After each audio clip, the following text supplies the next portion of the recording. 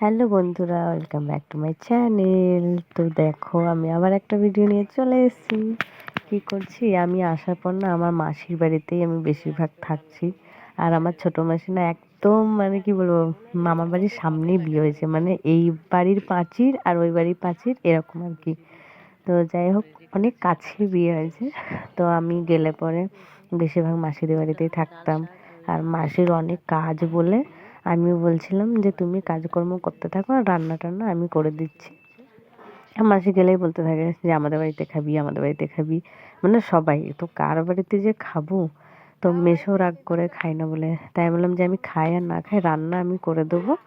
তো এই হলো ব্যাপার। তো এর আগেও একদিনকে রান্না করেছি, আজকেও তেমন। তো ওই যে কামরাঙা নিয়ে এসেছিলো আমার ভাই আবার আমার মামিদের বাড়ির থেকে। মানে আমার মামাও আবার বিয়ে করেছে একদম গ্রামে, মানে এই পাড়া আর ওই পাড়া। তো মামি আবার মামির মা আমার মাসির ছেলেকে দিয়ে কামরাঙা পাঠিয়ে দিয়েছে। তো আমার যে বড় মামার মেয়ে, তারপরে একটা মাসি, ওরা সবাই এসছে, আমি মাখিয়ে রেখেছিলাম তাই খেতে। আর আমি এখানে রান্না করেছিলাম হলো গিয়ে মাসিদের বাড়িতে ওই যে লাল শাক ভাজা আলু বেগুন দিয়ে, আর ওর যে ডাঁটাগুলো হয় ওই ডাঁটাটা মাছ দিয়ে ভাজা, মানে চচ্চড়ি টাইপের, আর মাংসর ঝোল। আর এই যে দর্শকগুলো সব বসে আছে, আমার ভাই মানে মাসির ছোট ছেলেটা, এই যে মাসির শাশুড়ি শ্বশুর। তো খাওয়া দাওয়া করলাম ওখানেই। না, রান্নাটা করেছিলাম কিন্তু খাওয়া দাওয়া ওখানে করিনি, যেহেতু আমার মামা বললো যে আজকে এখানেই খা, রাত্রেবেলাতে মাসিদের বাড়িতে খাস, তুই রান্না করেছিস, তুই কি হয়েছে। তো মাসির শাশুড়ি আবার বলে কি, তুই রান্না করলি আর তুই খাবি না, এটা কেমন কথা। তাই বললাম যে না, আছি তো এখন, খাওয়া খেলেই হলো যে কোনো জায়গাতে। তো যাই হোক, খাওয়া দাওয়া করে আমি বেরিয়ে পড়েছি আমার মামার মেয়েদেরকে নিয়ে, মানে বড় মামার মেয়েদেরকে নিয়ে। আর আমার মামাকে বললাম যে তুমিও সাথে চলো, মানে শ্রেয়সী আবার আমার মামাকে ছাড়া যাবে না। তো সেই জন্য আমরা হেঁটে হেঁটে যাচ্ছিলাম। আর আমার মামা আর কি টোটো করে নিয়ে যাচ্ছিল শ্রেয়সীকে। আর এখানে না আমরা যেতে চেয়েছিলাম, এখানে একটা আশ্রম আছে। তো আমার বড় মামার মেয়ে টিউশন গেছিলো, বড় মেয়েটা। ও বলেছিল যে দিদি আমি 4টের সময় আসবো, 4টের সময় আসবো বলে 5টার পর আসলো বাড়ি। আর ওখানে যেতে যেতে সন্ধ্যা লেগে গেছিলো, তার জন্য আমি আর বললাম থাক, যেতে হবে না, বাইরে থেকে ঘুরে চলে আসি। আর রাস্তায় যেতে যেতে দেখি শ্রেয়সীকে নিয়ে আমার মামা খেতে বসে গেছে। শ্রেয়সী ওই যে চাইনিজ খাওয়ার জন্য এসছে। আর এই যে মন্দিরটা দূর থেকেই দেখিয়ে দিচ্ছি। আর আমি কত বিয়ের পর, মানে বিয়ের 6 মাস পর এসেছিলাম আমার মামা বাড়ি, আর এই এলাম। তো শ্রেয়সী তখন হয়নি, না শ্রেয়সী 1 মাসের ছিল তখন এসেছিলাম, কিন্তু 2 দিনের জন্য, যেহেতু গাড়ির মধ্যে করে এসে গাড়ির মধ্যেই চলে গেছে, এরকম একটা ব্যাপার। তো এত বছর পর এসে নিয়ে খুব ভালো লাগছে। আর হলো গিয়ে যে এদেরকে আমি বললাম যে তোরা কি খাবি বল। তো ওরা যে যার মতন অর্ডার করলো। আর আমি বাড়িতে আমার ভাইয়ের জন্যও নিয়ে আসলাম, ওই যে মাসির ছেলের জন্য। ও বলেছিল আসবো, তবে ওকে ডাকতেই ভুলে গেছিলাম, আর ও না টিউশন গেছিলো। তো ওর জন্য আমি প্যাক করে নিয়েছি। আর এই যে নিয়ে সব বাড়ি চলছি। আর এত গরম, মানে মনেই হচ্ছে না যে ঠান্ডাকাল। তো সবাই এই যে চাদর টাদর নিয়েছে, আমি তো লাস্টে আমার সোয়েটারটা খুলে আমার বোনকে পরিয়ে দিয়েছি। এই হলো ব্যাপার।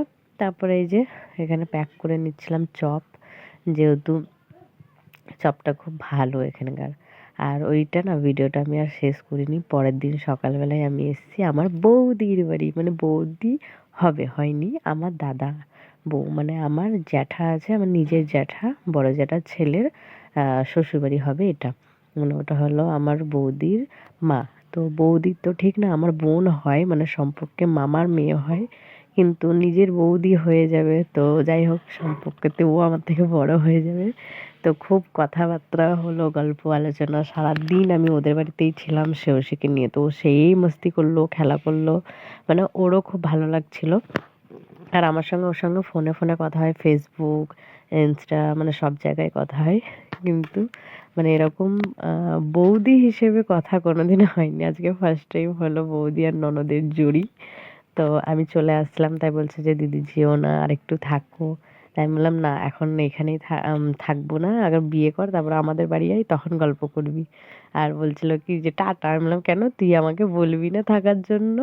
হ্যাঁ, যে আর আসার জন্য বলবি না? বলে হ্যাঁ হ্যাঁ বলবো তো, মানে এরকম আর কি।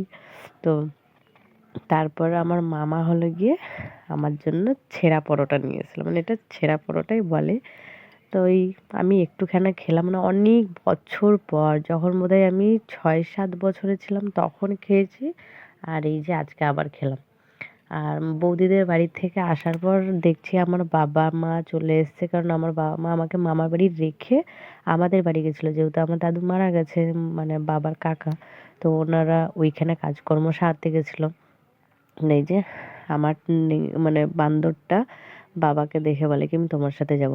তো বাবা ওকে নিয়ে গেল একটু ঘুরতে, আমার মামাও গেছে, আর আমি আর মা যাচ্ছি হচ্ছে একটু মার্কেটের দিকে। মানে মাদের এখানে মার্কেটটা না অনেকটাই দূর, মানে 20-25 মিনিট লাগে। আর আমি এই কারণে যাচ্ছি যে আমার একটা সোনার আংটি ছিল, মানে মা বিয়ের আগে দিয়েছিল আমাকে, বিয়ের জন্যই একটু একটু করে করে রাখতো সব কিছু।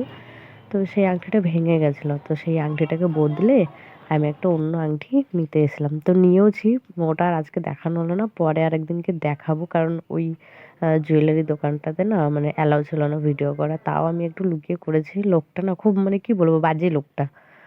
তো আগেই বলে ভিডিও ফিডিও করবেন না, এই ওই। তো যাই হোক, চলে এসেছি। আর আমি না ওরকম করে মাদের মার্কেট কোনোদিন ঘুরিনি, এই ফার্স্ট টাইম ঘুরলাম মায়ের সাথে একটু। তো আরও কসমেটিক্স জিনিসও অনেক কিছু নিয়ে এসেছি, সেগুলোও দেখাবো। আর এসে দেখছি দিদা আবার রান্না টান্না করছে, মানে আমার বাবার জন্য, জামাইয়ের জন্য রুটি, কষা মাংস। তাই আমি দিদাকে একটু রাগাচ্ছিলাম। তো মানে রাগাচ্ছিলাম বলতে একটু মজা করছিলাম দিদার সঙ্গে। তো দিদা ভাবছে আমি ভিডিও করছি, আর দিদা ভাবছে বোধহয় যে সুবীর মানে ভিডিও কল করেছে, তাই সুবীর ভেবে কথা বলছে। তা আমি তখন বললাম, আমার মাসি তখন বলে কি সুবীর না ওটা, ওটা হলো গিয়ে ও এমনি ভিডিও করছে। তো বারবার আমার মাসি বলছে কি যে একটু এইদিকে তাকাও না, এইদিকে তাকাও, তাই করছে। নিয়ে পরে দিদা যখন বুঝতে পারে তখন আমার দিদা হাসতে লাগিয়েছে। আর এই যে আমার ছোট মাসি, আর এটা হলো আমার মা, এরা খুব হাসছে। আর আমার মেজো মাসি ছিল, সেও চলে গেছে বাড়ি। আর এইটা হলো আমার সেজো মাসি, মানে আমার মারা হলো 4 বোন 1 ভাই। তো 4 জনা যখন একসঙ্গে থাকে তখন সেই গল্প আলোচনা। এই যে আবার মা চলে গেছে ওখানে, মা দিদার রুটি হয়ে গেছে, রুটি করার পর এই যে মাংসটা ধোয়াধুয়ি করছে। আর আমার মাসির ছেলে ছোটটা এসছে, বড়টা আসেনি, বড়টা বলে পরে আসবো। আর এই যে সে ঘুমিয়ে গেছে, আর আমার মামা যাচ্ছে।